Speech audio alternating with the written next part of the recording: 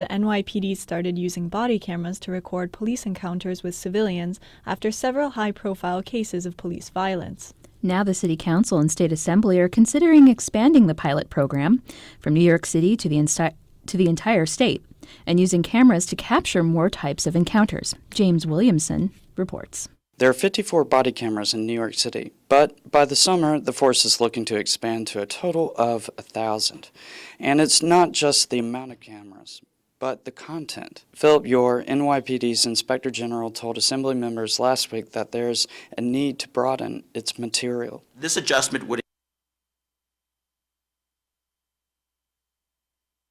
Accountability from police, often using the internet and social networks to spread their messages. In the 1960s and 70s, the Black Panthers also fought for familiar causes, but in a different way. Gillian DeCarli reports on activism in a time before Twitter. Social media has fueled the Black Lives Matter movement as activists share videos, tweets, and posts online about racial inequality. The Black Panther movement aimed to dismantle an unequal system too, but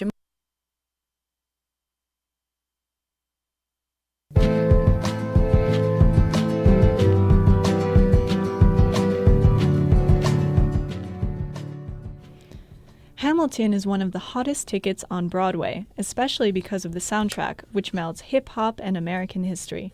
As Christine Trudeau reports, one fan has been so inspired by the music she's raising money for an organization founded by the wife of Alexander Hamilton, Eliza.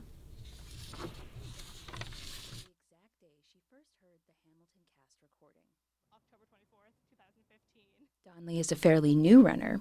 She just completed her first half marathon, and she found her love for the music made her want to run longer. And then it was a month after that when I still wasn't listening to anything else while I was running. I was like, okay, there's something here, something's happening.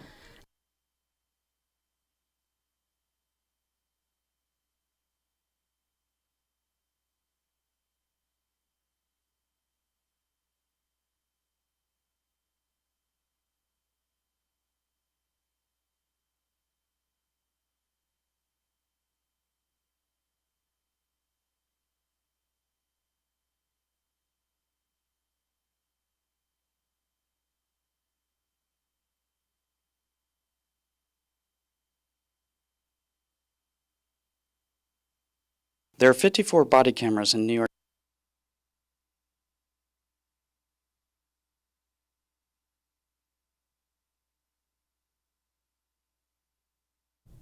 I think that was a yes.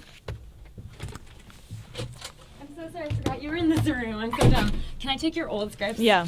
We made some notes, but That's fine. You can't. No, 'cause it's we're, okay. We're worried that will Okay. Okay. Juan, how do you say his last name? Aristizabal. We need phonetic spellers in some of these, or Just- pronouncers, keys. Maybe I can just make a master sheet of phonetics. Yeah, But I just Adrian. Maybe he knows. Yeah, he knows. He knows. It's just easier if it's on the script, I'm so because sorry, when you then... help with phonetics, could you just tell them how to pronounce everyone's name? Juan Aristizabal. I actually don't know how to pronounce it. Okay. Well, whatever. Is that the only one you had a question on? Yeah, that's mine. I can ask him if we have like 3 minutes. Also Sekia? So you okay on that one? What is it? Osa seca. Yeah, perfect. Is this Seca? Thank you. Okay, cool. So I was going to have an Credits. but no one ever thought it. Studio Q, duration. Who's reading the credits? I do, so I have one short actuality. Do we read the credits? Yeah, so we go into whatever says our name next to it. That does it for the edition of Uptown Radio. Thanks for listening. Our executive producer was Adrian Ma. I'm gonna need to pronounce Osa seca. Osa, like awesome. What is it? Aristizabal. Aristizabal. Aristiz. I think it's, yeah. Aristizabal. Yeah. Aristizabal. Aris, it begins A-R. Yeah. But Aristizabal. So Osa Seca, right? Sekia. seca. Yeah, like S-E-K-A-I-R. K-E-R. Oh, that's SEKAIR. Juan Aristizábal. It's Okay. I just want to know the emphasis is on the Osasekar. I. Juan Osasekar. Aristizábal. Osasekar.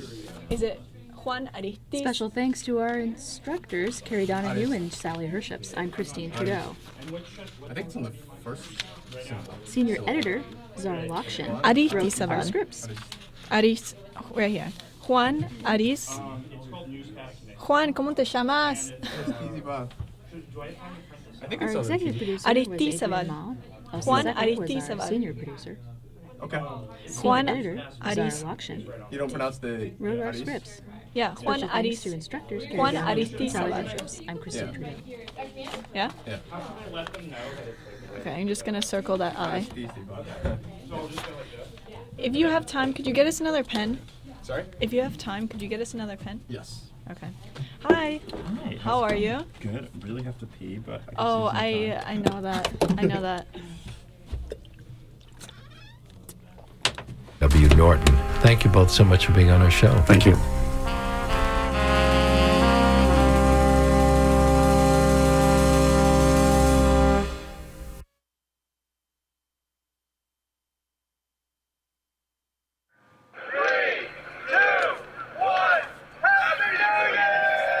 Different when I look at you and talk to you versus like reading your name. When I'm ready for Apollo that. Yeah. Theater.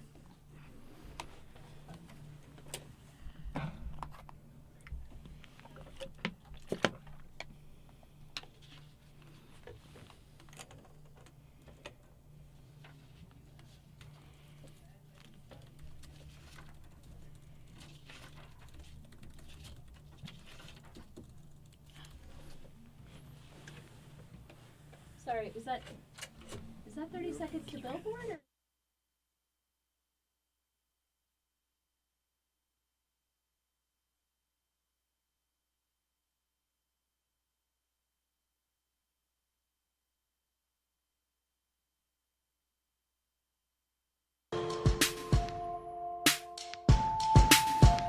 It's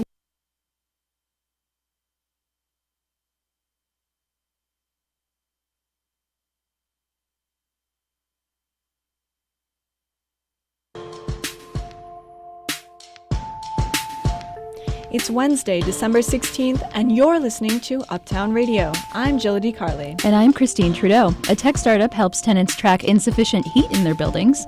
Freezing, almost to the point where you can see the mist from your breath in your apartment.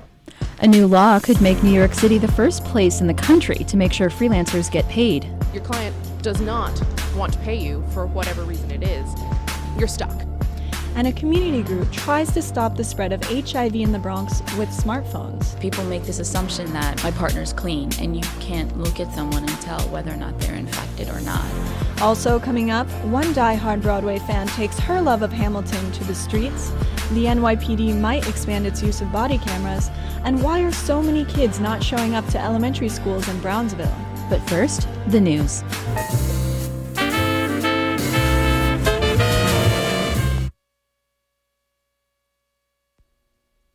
From NPR News in Washington, I'm Lakshmi Singh. Islamic State claims it had a hand in both the San Bernardino and Chattanooga terrorist attacks. But as NPR's Zena Temple-Raston explains, the head of the FBI says investigators have not found direct links to the group in either case. FBI Director James Comey said the shootings at a military recruitment center and a military base in Tennessee this summer were an act of terrorism. But contrary to the claims of responsibility ISIS made, he said officials aren't sure which terrorist organization was the inspiration. He also said that the FBI still hasn't found a definitive link to ISIS in the San Bernardino holiday party shooting, and investigators don't understand why the party was the target. He said the FBI is still investigating if there were other targets or other people involved. Dina Temple-Raston, NPR News, New York. The North Korean Supreme Court has sentenced a Canadian pastor to a lifetime of hard labor in prison. Yeon-Soo Lim is accused of committing crimes against the state, including attempt to use religion allegedly to destroy the North Korean system. The pastor has been jailed for nearly a year. His trial lasted 90 minutes. Yonsu is a pastor at the Light Korean Presbyterian Church in Toronto. His family and colleagues say he traveled at the start of the year on a humanitarian mission to North Korea, where they say he supports a nursing home, an orphanage, and a nursery. The House has approved another stopgap spending bill to keep the government funded through next Tuesday. Lawmakers are preparing to vote on a sweeping package of new spending and tax cuts by the end of the week. NPR's Susan Davis has the latest. Lawmakers are rounding up support for two measures, a more than $1 trillion annual spending bill and a package of more than $600 billion in tax breaks. House Democrats are expected to supply the majority of votes to pass the spending bill, while Republicans are rallying behind the tax bill. The Senate will then combine the two bills into one package to send to President Obama, who has signaled he will sign it. The end-of-year fiscal deal announced late Tuesday by House Speaker Paul Ryan will be the last votes for Congress this year. Lawmakers hope to adjourn Friday. Susan Davis, NPR News, the Capitol. Republican leaders in the House are delaying action against Obamacare until January, just days before the President's State of the Union address to Congress. The House measure in question would undo the Affordable Care Act and block federal money for Planned Parenthood. The bill has already cleared the GOP-led Senate. More than 600,000 public and charter school students in Los Angeles are back in class a day after an email threat prompted local officials to cancel school. The FBI later concluded the threat was not credible, but police will conduct more patrols today. Officials were accused of rushing to judgment on a decision that ended up costing the district about $29 million in federal funding. You're listening to NPR News. In New York City, this is Stephen Paulson. New York State is ending solitary confinement in its prison system. That's according to a press release from the governor's office. The ruling wraps up a long legal case between the state's Department of Corrections and the New York Civil Liberties Union. As it stands, some state prisoners spend years in solitary confinement. In the press release, Cuomo called the change groundbreaking. Plans have been called off for a luxury residential building in southern Manhattan. That building would have been at the old Fulton Fish Market near the South Street Seaport. An executive vice president at the Howard Hughes Corporation made the announcement at a community board meeting last night. The building was initially going to be 600 feet tall, but developers lowered that height to just under 500 feet after meeting resistance. That smaller height, however, did little to end the controversy surrounding the destruction of what some called a historic site. A Brownsville death from last month is now being called a homicide. On November 9th, 82-year-old Myrtle McKenney was found dead in her Brownsville home. While preparing her body for funeral, however, an undertaker noticed a small stab wound on the back of her neck. He reported this to police, and the New York Medical Examiner has changed the cause of death. New Year's Eve arrived a little early at Times Square today. Organizers of the annual celebrations unloaded two giant numbers, a 1 and a 6. They will later use to mark the new year. Spectators were there to practice the ball drop. 2, 1, Happy New Year! In other holiday news, more than 20 Christmas trees were stolen from a greenhouse in Bedford-Stuyvesant earlier this morning. The theft occurred sometime between 2:30 and 5 a.m., police said, when a thief or thieves cut open locks at the season market. Police are still looking for culprits. Have you ever eaten at the upscale chain Fig and Olive? If so, it might surprise you to learn that those double-digit entrees are not being cooked fresh. According to an investigation by the Washington City paper, they're prepared and frozen in a warehouse in Long Beach, New York, then reheated at restaurants across the country. The company could not be reached. Stephen Paulson, Columbia Radio News. You're listening to Uptown Radio. I'm Christine Trudeau. And I'm Jola DiCarli. More than 1 million New Yorkers work as freelancers, which can create problems. Freelancers are losing thousands of dollars a year. Many of them are paid late or not at all. Now, a new New York City law, the first of its kind, would help make sure freelancers get what's due. Lindsay Purcell has the story. Stiffed for employer. Stiff. Employer.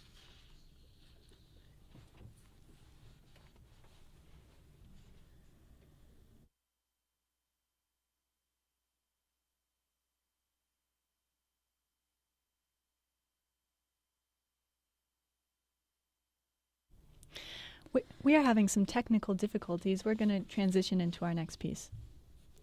The Bronx has some of New York's highest rates of sexually transmitted diseases, including HIV. A community center in the Bronx has launched a new smartphone app to educate kids. Orsa Secker has more.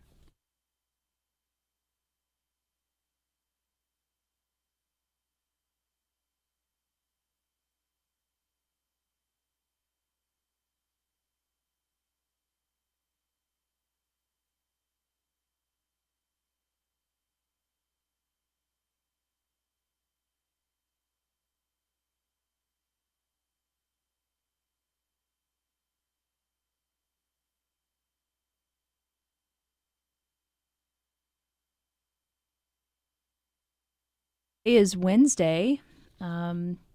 Did you know that in Boston, they're doing a reenactment for the Boston Tea Party? Wow. That happened in 1776. As Christmas approaches, it looks like the warm weather is pretty much here to stay. It might get a little bit colder with temperatures in the 40s and 50s. However, there is still about a 40 to 50% chance that there won't be any snow through January and February. That's crazy. Yeah. New York without snow? Yeah, I know. Yeah. Especially for Christmas time, you know. Mm-hmm. It's not going to quite be that New Year's that you want. Is it really? Is it really? It's one of the guys that founded ABBA's birthday. That's...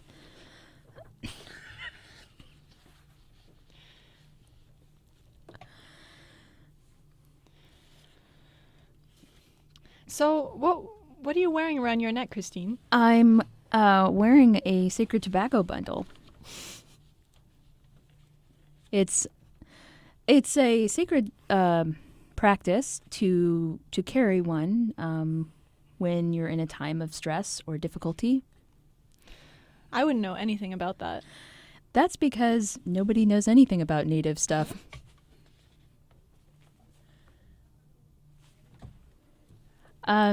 It's made of deer hide, and it was a gift.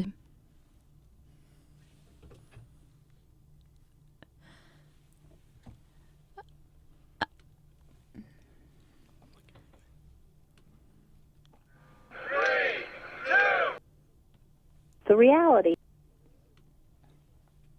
We're sorry about this, guys. We're having some technical difficulties right now, but we're gonna work through it, and you're gonna get us through there together. So, Stephen, how's your day going so far? It's going Lily. great. Oh. I just got a...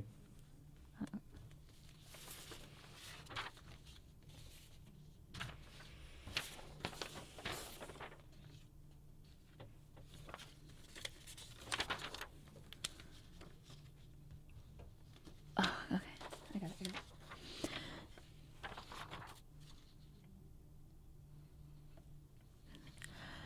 You're listening to Uptown Radio. I'm Christine Trudeau. And I'm Gilda DiCarli. More than 1 million New Yorkers work as freelancers, which can create problems. Freelancers are losing thousands of dollars a year. Many of them are paid late or not at all.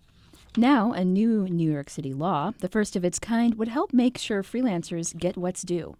Lindsay Purcell has the story. Lily Meyer has worked as a freelance theater technician for the past 8 years. And like many freelancers, she has faced an all too common problem, getting stiffed by her employer. The non-payment issue is not one that you plan for. There are some times when you say, I'm coming into this project for a limited scope, and I understand that I'm going to get paid for this work, and then when at the end of that, after you've completed work, your client does not want to pay you for whatever reason it is, you're stuck. There's really very little recourse you have. She's come to the steps of City Hall today, along with politicians, labor leaders, and other freelancers, to support a new proposed city legislation called the Freelance Isn't Free Act.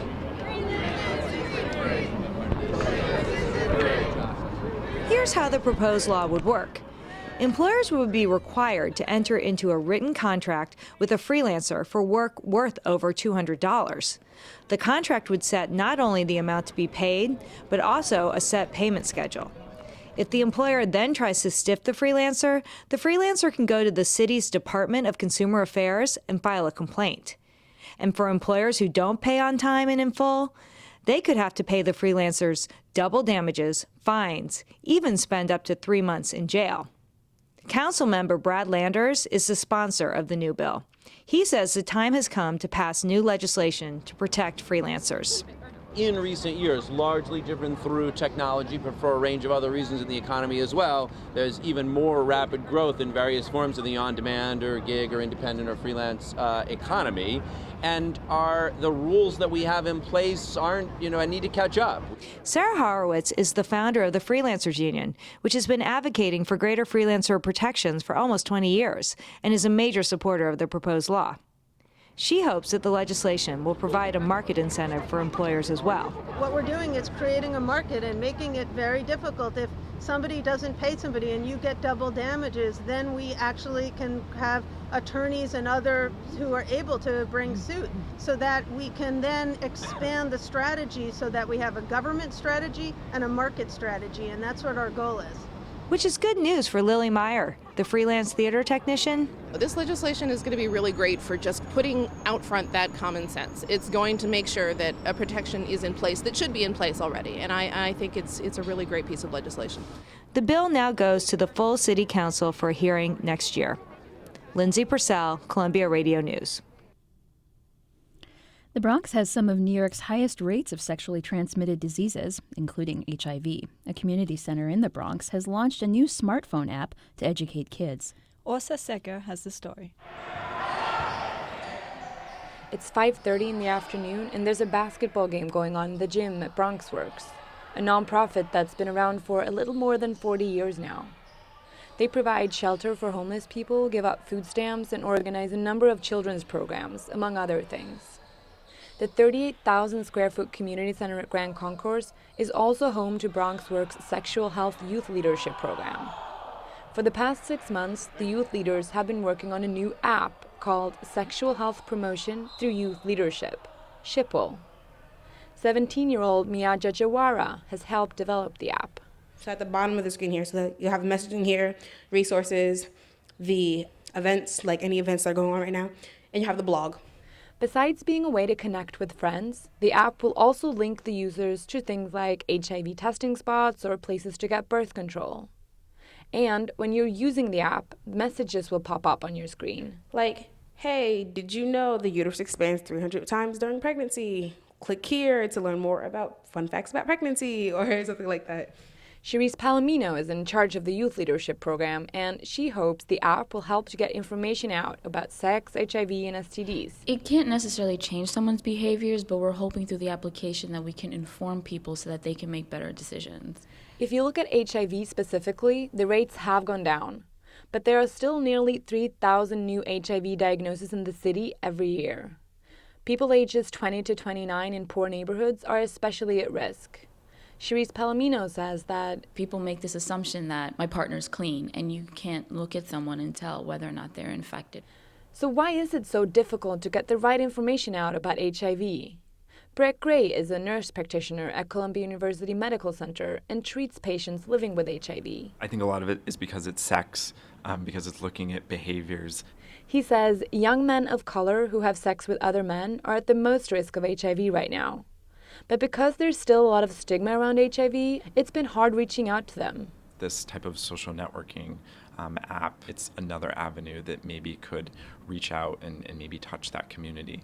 Cherise Palomino is hoping that the app will make it easier to reach people outside of BronxWorks' usual network. Young people utilize so many apps, whether it's dating apps, hookup apps, social media apps, and this is one way to reach that population that we can't necessarily reach by just doing workshops in the community. The goal is to have at least 300 people download the app within the first 2 months. Åsa Secker, Columbia Radio News. Next, another story on how technology might change the way we live in the city. When the temperature falls below 55 degrees Fahrenheit during the day or 40 at night, landlords are required to turn the heat on, but some don't. The city receives an average of 800 complaints a day from tenants who say their apartments are cold. But it can be hard to prove how cold it actually was inside the apartment.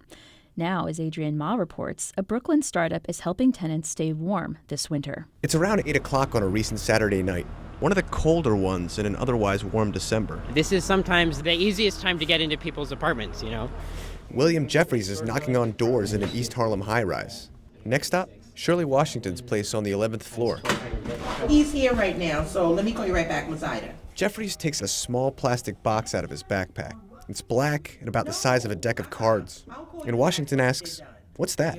It's a temperature sensor. It just takes the temperature. That's it. Jeffries is one of the co-founders of HeatSeek, a tiny Brooklyn tech startup that makes the sensor. Can I put it over here? What's this?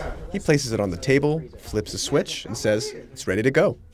It's connected to the internet and will take the temperature every hour while reporting any heating violations that occur.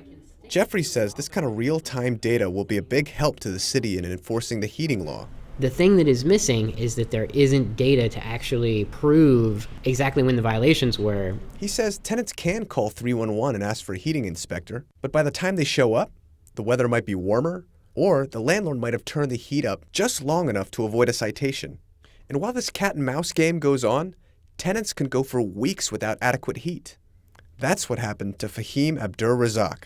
Last January, while New York was being swallowed by the polar vortex, he says his apartment was freezing, almost to the point where you can see the mist from your breath in your apartment. On the coldest nights, he remembers having to sleep near his oven and leaving it cranked on all night to stay warm. I had to turn it on for heat because I wouldn't have been able to stay in my apartment if I didn't do that. Urban American is the company that manages this building, and a spokesperson there says the company's planning to make upgrades to the building's heating system early next year. In the meantime, residents without heat can also go to housing court, but those cases can take weeks or even months to resolve. Adam Myers is a lawyer at Brooklyn Legal Services, and he says one of the big problems that you run into is by the time you're finally getting your trial.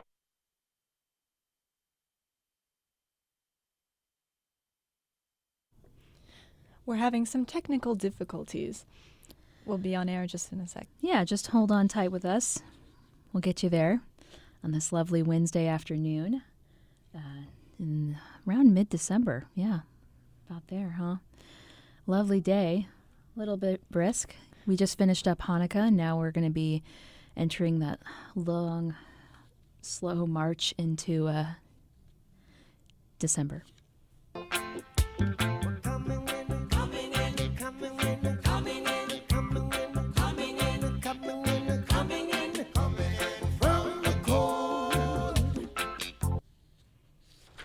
The New York City Housing Authority promised new apartments to residents of the Randolph Houses, a housing project in Harlem. 10 years later, residents are still waiting. Stephen Paulson has the story. What's happening on 114th Street brings a new meaning to the term apartment swapping. Some residents of the Randolph Houses are getting ready to move right across the street. Dakeem Allah's mother lives in one of the old apartment buildings. He says she's looking forward to the move. She seems more interested in the elevator part than anything. There aren't elevators in here? Not on this side. Never been no elevator on these buildings. But there's more at stake here than elevators. The authority has fallen behind on renovations at many of its buildings.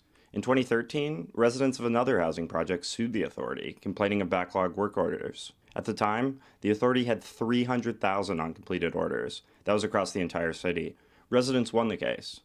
Keenan Bigby works as a manager for Trinity Financial. His company started managing the Randolph Houses in 2011.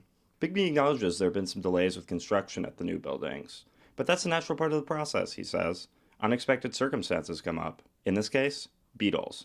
During construction, we ran into powder post beetle infection. These beetles have sort of eaten through the wooden joists that hold the buildings up. But there's another problem. After construction, the housing projects will lose more than 100 apartments. Bigby says this is necessary to bring the renovated apartments up to code. Then, Bigby gives a more discouraging reason why the smaller number of apartments won't matter.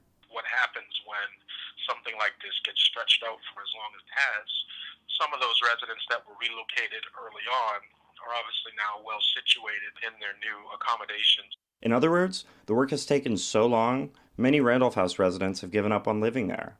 They've waited 15 years, according to Councilwoman Inez Dickens' office. Dickens helped get funding for the renovations. She wasn't available for an interview, but her office said Phase 1 of construction wouldn't finish until 2017. Ari Moore is a tenant lawyer in New York City. He's familiar with these kinds of delays. He tells a story about one of his clients. It was an elderly lady. She was about 80 years old. She had been complaining that her shower was not usable. It was an unsafe condition. The complaints went on for months and months and months. Then, Moore says, the worst-case scenario happened.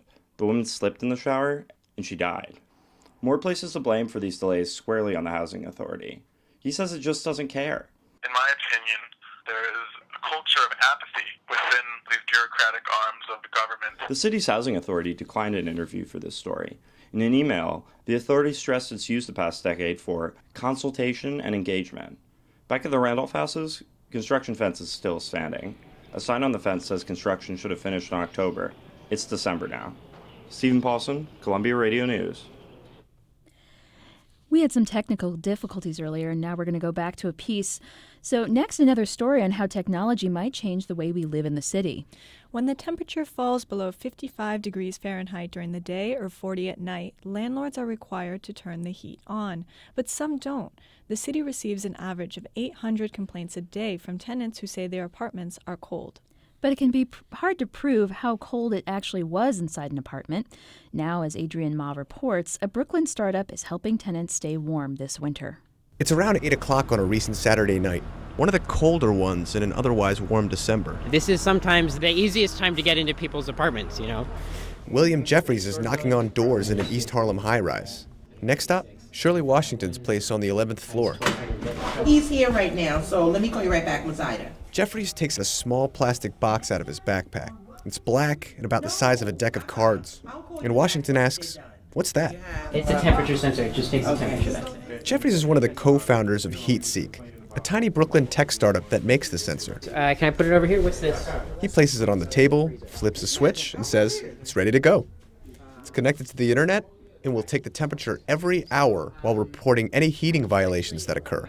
Jeffries says this kind of real-time data will be a big help to the city in enforcing the heating law. The thing that is missing is that there isn't data to actually prove exactly when the violations were. He says tenants can call 311 and ask for a heating inspector, but by the time they show up, the weather might be warmer, or the landlord might have turned the heat up just long enough to avoid a citation.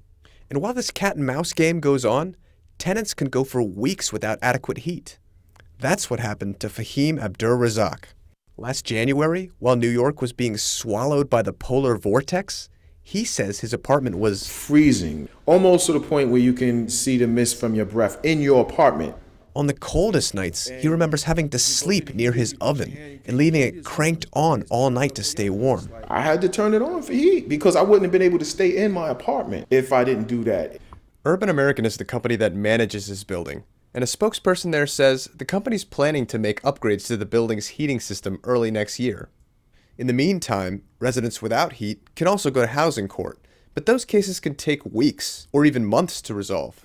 Adam Myers is a lawyer at Brooklyn Legal Services, and he says one of the big problems that you run into is by the time you're finally getting your trial with this judge, it's no longer winter.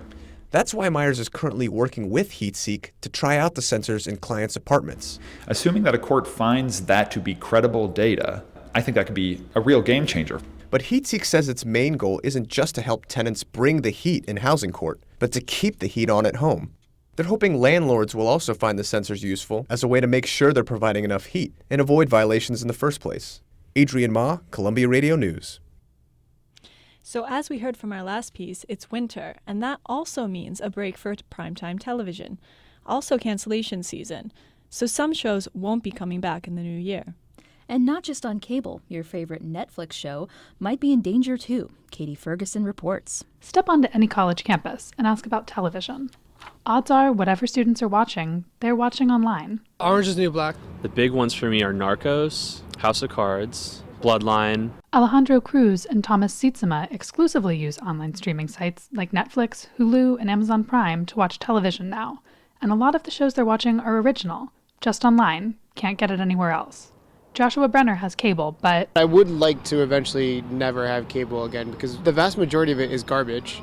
And I probably watch 5 channels out of however many hundred we have. And when Brenner eventually switches, original programming will be part of the draw. I think the quality is top notch. They have the ability to do more. They can take more risks to be able to put things out there that are better quality than, 8 p.m. Tuesday night on NBC. It's got to be something that everyone will love because there's so much money riding on it. Sites like Netflix and Hulu have even stepped in to rescue shows that networks have cut. Yahoo gave Community a final season, and Netflix brought The Killing back from the dead. So it might seem like these sites protect shows with smaller audiences from cancellation. But when it comes to the success of their own original programming, the truth is, no one knows. Netflix and Amazon won't give us any methodology to determine whether or not their original content is successful. Dan Rayburn is a media analyst at Frost & Sullivan, a consulting firm. How many people watch it? We don't know. How many new subscribers does it add because of original content? We don't know. They don't give us any data. So, no surprise, Netflix, Amazon, and Hulu didn't want to talk to me. But Rayburn says not to take it personally. It's not just me these companies are keeping in the dark. Netflix won't even tell the producers who make these shows. The big reason is they don't want their licensing costs to go up even higher if all of a sudden a producer or distributor realizes, wow, you got how many views to that? Because more views means more money. If you're Netflix and you license something for $1 million and then all of a sudden that series is really popular on Netflix, next year they're going to say, okay, now it's $2 million. So Netflix keeps all of this secret, how they decide which original shows to keep and which to cancel. But even though they have the data, they don't necessarily have the answers. Online streaming is a different game than traditional TV. Shows can find an audience over time. They don't need to sell traditional commercial slots to advertisers. The answers are less concrete. How many of those people can we attribute to they signed up for a Netflix service at $8 a month just because we have House of Cards? Part of that's a guess. They don't know for sure. And then how do you account for college kids like Josh Brenner?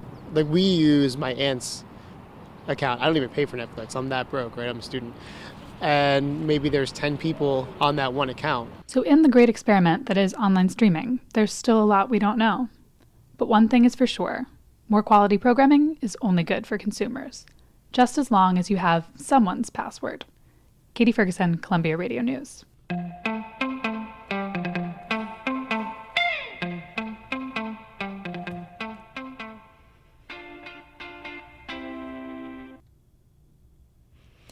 On any given day in New York City, 1 out of 5 kids misses school. But according to a recent study released by the Department of Mental Health and Hygiene in Brownsville, Brooklyn, that number is doubled. As Jeffy Bernard reports, a team of local social workers is trying to keep kids coming to school every day. It's 7 a.m. on a Tuesday at PS 156 in Brownsville. It's morning arrival. Kids are coming in, going to breakfast, and teachers are picking up their classes. Lisa Dempster is taking attendance. When she comes to a kid who's out, she marks absent on a sheet. Asari is absent, Elisa, you're late, and Anderson's absent. This is where the process starts. According to the Department of Education, a child who misses 20 or more school days is considered chronically absent. The teacher sees it first. George Wigfall is a family worker. She in turn will make a courtesy phone call to the parent, then she'll bring it to our attention. A few years ago, an average of 160 students who attended PS 156 would miss school on a regular basis. When I came into this school had the worst attendance in the district. Today, the number is slightly less than half, but the stakes are still high. Wigfall says students who miss school often have a hard time keeping up in class, which leads to other students, when they come back after being out for an extended period of time, seems to not understand because they miss so much that they act out. So a whole team at PS 156 has made attendance their priority. Social worker, guidance counselor, even the dean, other family workers, we need to all be on board. The team comes up with many ways to encourage and reward the students for coming to school. The kids get to be on drumline, a dance team, and there are even award ceremonies. But sometimes those incentives aren't enough. Vivian Dockery has been working at the school for 28 years.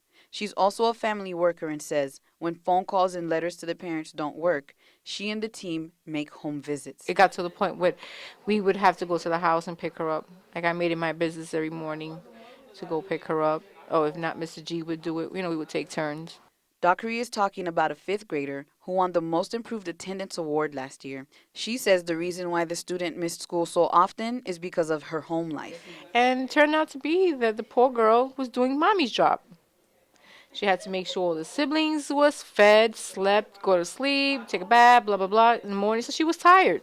In the case where parents aren't being cooperative, the state steps in. It becomes frustrating after a while because we don't see fast enough results. The kid is just still home, But Wigfall says he and the team don't walk away until a solution is reached for each child. And the attendance team always tries to find new ways to reduce the amount of chronically absent students.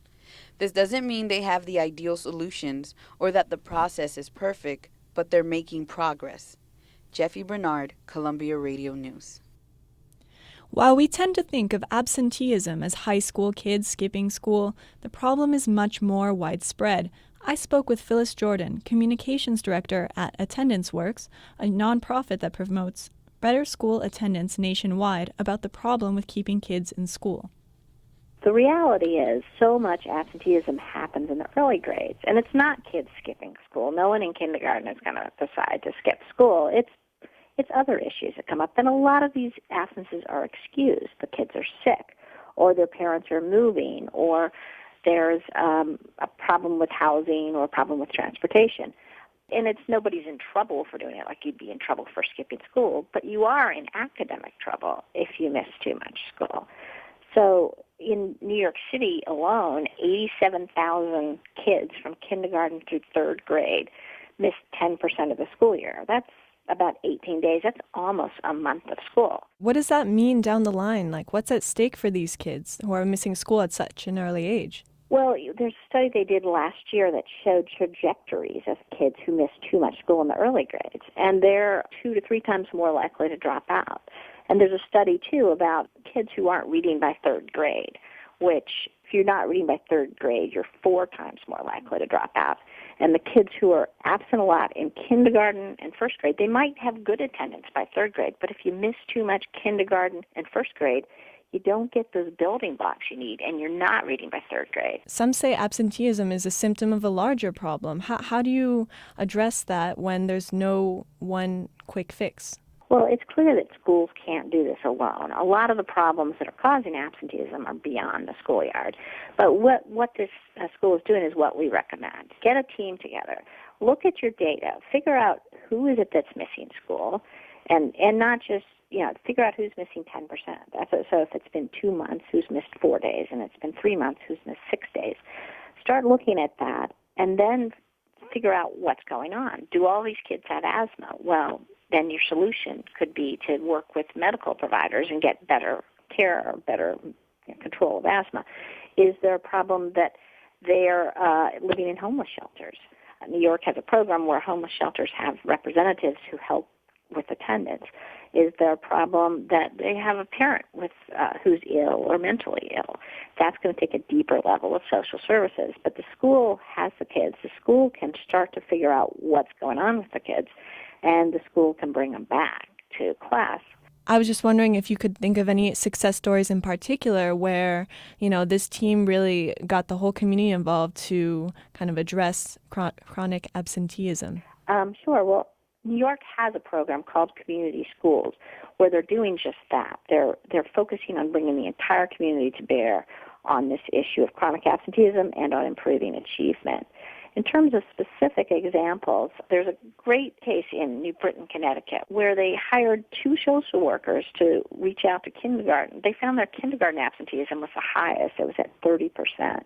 They hired these 2 social workers to reach out to parents, and within 2 years, their rate was down to like 16%, so basically cut in half.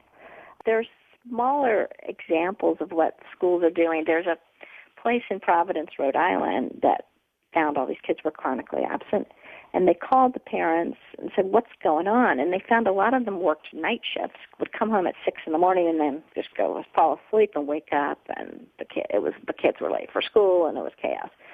So for those parents, they started an early morning program where they could come home from their night shift, take the kids to school, and then go home and go to sleep. So that's just a small program, but it's the kind of program where you see what's possible, that what you need to do is understand who's missing school and why they're missing school. And once you know that, you can come up with a solution. Thank you so much for taking the time to speak to us. Thanks a lot. A global conspiracy to funnel millions of dollars in bribes through more than 40 countries, sometimes using briefcases full of cash. Sounds like a Hollywood movie.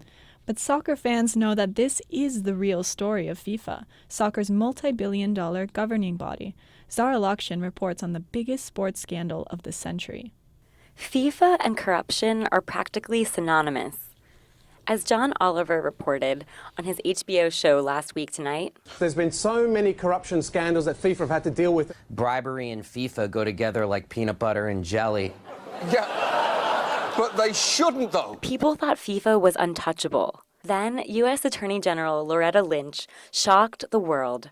She announced that federal prosecutors in Brooklyn were going after the kingpins of soccer, using the same laws they used to crack down on the mob. We are here to announce the unsealing of charges and the arrests of individuals as part Lynch of our announced the first long-running wave of charges in investigation into May. bribery and 6 months corruption later, in the world December, of organized a federal crime. grand jury in Brooklyn indicted more officials, mostly from South and Central America. The U.S. government even brought charges against the former president of Honduras. So why is the U.S. government trying to bring the former president of Honduras to a federal court in Brooklyn? Jennifer Arlen co-directs the program on corporate compliance at NYU Law School. She says if the crime happened here, it should be prosecuted here. Bribery took place in the United States involving U.S. companies that were extorted to give bribes and U.S. financial institutions. Daniel C. Richman teaches federal criminal law at Columbia University. He also happened to be in Rio teaching a criminal law class when U.S. prosecutors first cast FIFA officials as criminals. The reaction there? Thrilled, although a little abashed at the intervention of American prosecutors into their world. But when you drove down the streets, you'd see signs like on one store, the gate was covering the entrance, but in bold letters it said, something we could go to court for if we broadcasted. And back in New York, prosecutors are working on the next steps, getting FIFA officials from all over the world to step on a plane and come here to face trial in a court in Brooklyn. Zara Lakshin, Columbia Radio News. The popular messaging app WhatsApp may need to step up its game in Harlem. Colombians and Arabs are increasingly using Soma, a new app released this summer, to keep in touch with their friends abroad. Juan Aristizabal reports. In January, people in Harlem were users of WhatsApp, an app to talk and text with friends. But things changed since July when Soma, a new competitor for WhatsApp, entered to the market. Octavio Galvis, a Colombian living in Harlem, is using the app to talk with his friends back home. I do like Soma. I can make some video sessions with my friends, so more than 4 people at the same time. Soma offers the ability to have up to 500 people in a signed group chat, and that is 5 times for that WhatsApp. Liu Gu, co-founder of Soma, explained why his app is getting more and more users. And that's 5 times more than WhatsApp. First, Soma is free and has high-quality group video and voice calls, which WhatsApp does not offer. Soma is the fastest and most secure app. Our servers are strategically placed in a number of locations across the globe, and you also only need 3G and above to make a group video or voice call. Mark Orhani is living in Harlem since 2013. He switched to Soma because he feels safer than in WhatsApp. All my friends, they are immigrated, everyone in different countries, all my brothers are in different countries. And some of them, especially in the Gulf countries, my friend, they don't have full access on WhatsApp. And since every one of my friends using that, so it become easier for us to create a group chat where we can talk. And I've heard a lot about the insecurity in WhatsApp, and people start to talk about insecurity, so we all kind of felt insecure through WhatsApp, so we all changed to Soma and we started. Karhani felt that WhatsApp was helping US government to spy Arabs in New York. Liu Gu explains why Arabs in America are using Soma to talk with their friends abroad. So messages are never stored on our servers or on any cloud after they're deleted. And phone numbers stored in users' address books cannot be seen by Soma Messenger. Soma is growing quickly in Latin America and in the Middle East, but it still doesn't have enough users among those communities here in Harlem. The company did not disclose how many users they have in America. Octavio Galvis is having trouble to talk with his friends here. There's not a lot of people using that app until now. For example, I have almost all my friends there. But Octavio hopes that Soma will have more users. For Columbia Radio News, Juan David Aristizabal.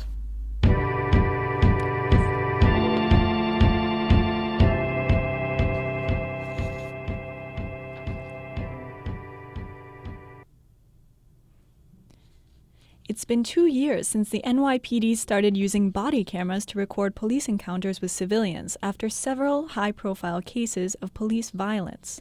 Now the City Council and the State Assembly are considering expanding the pilot program from New York City to the entire state and using cameras to capture more types of encounters. James Williamson reports. There are 54 body cameras in New York City, but by the summer, the force is looking to expand to a total of 1,000. And it's not just the amount of cameras, but the content. Philip Yore, NYPD's Inspector General, told Assembly members last week that there's a need to broaden its material. This adjustment would include all encounters where there is any potential of criminal activity, not only those where there's reasonable suspicion a crime has been committed or is in progress. The pilot program was brought about in 2013 to help reform its stop and frisk tactics. And you might be surprised to hear this, but Deputy Chief Edward Thompson, who testified, said they actually prefer to have the cameras. From those officers that use it routinely, they feel that it certainly is useful to them. It de-escalates situations. We see body-worn cameras as a piece of equipment. The same way an officer has a radio, he should have a body-worn camera. And I think that's our goal in the future. This wouldn't be the case for Assemblyman and former cop Al Graff, who thinks officers ought to have discretion on whether or not the camera is turned on. It's an invasion of privacy, he told Letitia James, New York City's public advocate. That creates problems. Would you agree with if a police officer comes and he confronts a rape victim or a assault victim or a child abuse situation or a domestic violence incident?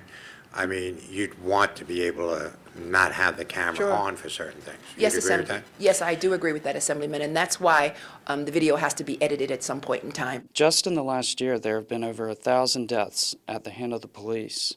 It's apparent to James that the general public is demanding that there be accountability and that there be accessibility to the footage that these officers are recording. She believes that one of the best ways to expand on this pilot would be to take it to the state legislature. And I can think of no other more appropriate venue than the state legislature, which ultimately will determine what the policy is, not only for New York City, but possibly for other jurisdictions throughout the state. James Williamson, Columbia Radio News.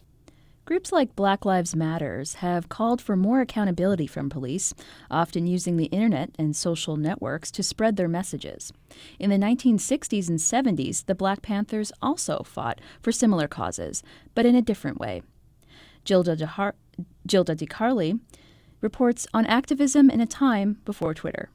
Social media has fueled the Black Lives Matter movement as activists share videos, tweets, and posts online about racial inequality. The Black Panther movement aimed to dismantle an unequal system too, but Jamal Joseph says that Panthers achieve their goal by being physically present in underserved communities every day, and that kind of activism could be as simple as making breakfast. So you started your day not by going to a gun range and picking up a rifle, but by going to a church or a community center and picking up a frying pan and a spatula to cook some breakfast for kids in the community. Now, 3 decades later, he spends his days as an educator, as film professor at Columbia University, and as co-founder of Impact Repertory Theater in Harlem, training youth activists to effect change through the arts. Brother Shep, another former member, used to sell the weekly Black Panther newspaper in the early 1970s. He remembers how eager New Yorkers were to get updates on the national movement. I could sell that newspaper any place in New York. Elders would come to me in Harlem and they would say, oh, I'm buying a paper, I want the paper. I would go down to Times Square. It was still a lot of vice going on, but I would have, homeless people, even hookers would come up and say, oh, let me buy a paper. Shep is now New York chapter president of Zulu Nation, an international organization that sees hip-hop as an avenue for change. Last week, Shep attended a meeting at the National Black Theater to discuss not hip-hop, but safer policing. In a chilly room warmed by a few space heaters, he and 10 other New Yorkers discussed their plan to make policing better in the 5 boroughs. Ariel K. is 21 years old, and he's actively involved in the meeting. He explains what's at stake. It's not just about police brutality and changing that, but it's like the extension, which is prisons, police, healthcare, housing. It's like it includes everything. And that sounds a lot like the Black Panther 10-point program, which cast a wide net to promote equality on a community level. So it's no surprise that Kay and other young members in their 20s looked to Shep for organizational expertise throughout the meeting. Meanwhile, James Tariq Haskins sits back quietly. He's the other Black Panther in the room. He sports a Panther pin on his sweater and on his jacket should you forget. Though he doesn't say much during the meeting, he says he's just as determined to pass on what he's learned to younger activists. The party was defeated and dismantled, destroyed, but not everyone has surrendered, and those of us who haven't, we are involving ourselves in the educative fight. This group is planning to write a petition called Community Control Over Policing. Their goal is to attract at least 50,000 signatures by next spring. Gilda DiCarli, Columbia Radio News.